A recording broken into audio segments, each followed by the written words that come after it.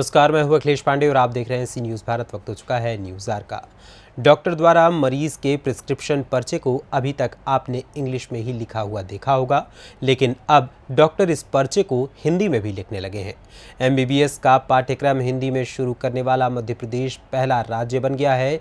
MBBS की पढ़ाई हिंदी में शुरू होने के बाद मुख्यमंत्री शिवराज सिंह चौहान ने चिकित्सकों से भी हिंदी में उपचार लिखने और RX के स्थान पर श्रीहरि लिखने का आह्वान किया था।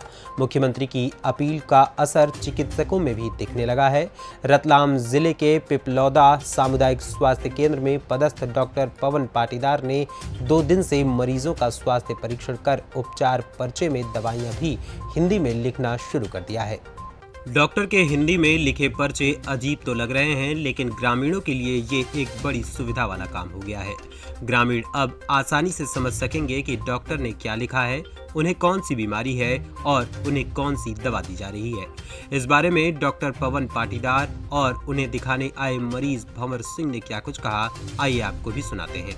ये समथिंग 20-30 वर्ष पहले एक डॉक्टर MGM में थे अपने, उनकी प्रेरणा थी कि हिंदी में भी मेडिकल की पढ़ाई हो, और इसके बाद उनके बहुत सारे प्रयास करे उनने। फिर मध्य प्रदेश सरकार को भनक लगी और उन्होंने इसकी शुरुआत करना चाहिए। फिर भी उनको बहुत समय लगा इनको मेडिकल टर्मिनोलॉजी को हिंदी में लिखना, और ये सब कुछ करवाया उनने हमारे मेडिकल कॉलेज से और सभी प्रोफेसर उनसे।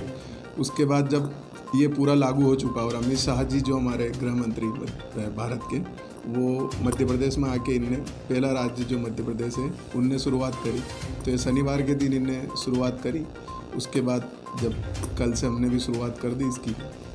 अभी तक कितने पेशेंटों को आप हिंदी प्रिस्क्रिप्शन लिख चुके हैं? कल के दिन तो बड़ा टफ था शुरुआत में, पर 10-20 पेशेंट तो कल भी लिखे हमने, और आज शुरू से आते ही से ही लिख रहे हैं हिंदी में। मरीज कुछ कह रहे हैं इसमें, पहले इंग्लिश में लिखते थे, अब हिंदी में क्यों लिख रहे हैं डॉक्टर? मरीज का तो देख के उनको हंसी आ रही पहले तो कि यार चलो हमारे लायक कुछ लिखा हुआ है पहले तो वही सोच के वो दवाई का बारे में पूछ लेते कि सर ये दवाई है, तो दूसरी दे दी इनने। तो फिर उनको थोड़ा समझाते हम कि ये दवाई वही काम करेगी।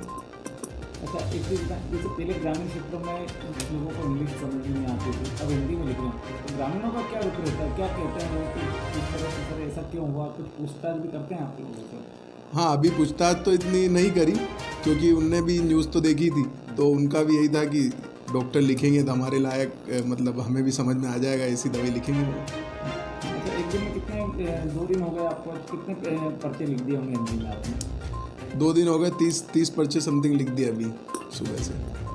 आगे मतलब इस टर्मिनोलॉजी को, मेडिकल टर्मिनोलॉजी के जो को हिंदी में करने में बेनिफिट है या नहीं है? हाँ, बेनिफिट तो है। कुछ गांव के जो बच्चे हैं जो सरकारी स्कूल से ही पढ़ते हैं, जिनके पास पूरी संसाधन नहीं होते हैं आगे जाके पढ़ने के, पर फिर भी वो नीट की UG की तैयारी तो वो हिंदी में कर सकते हैं। पर जैसे ही कॉलेज में गए UG करने, MBBS करने गए, तो वहाँ डायरेक्ट उनको इंग्लिश मीडियम में इंग्लिश की सब बुक मिलती थी, तो बड़ा टफ लगता था। और मैं भी जब गया था तब मुझे भी बहुत टफ लग रहा था।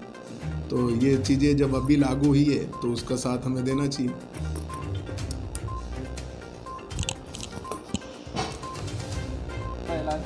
ये BP की है सर, 2-3 साल से चल रहा है। हाँ, अब एक बार बताओ, डॉक्टर लोग तो पहले इंग्लिश में पर्चा लिखते थे, अब हिंदी में लिखने लगे, क्या फ़ायदा हुआ आप लोगों को? फ़ायदा है इससे? उसमें सर पहले डॉक्टर साहब और वो मेडिकल वाला ही समझते थे, अब जो है हिंदी में है जो है, अब हम समझ लेते हैं इसको और उस हिसाब से गोली भी ले लेते हैं। अभी क्या लिखा पढ़ते में, पढ़ के बताओगे आप?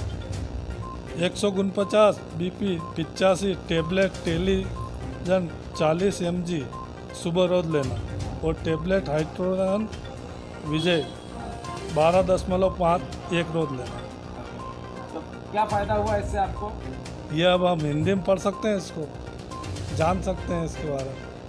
तो ये सुविधा अच्छी है या कैसी है? अच्छी है कि तो एकदम बढ़िया है, कम से कम हमको इस चीज़ का नॉलेज में थे।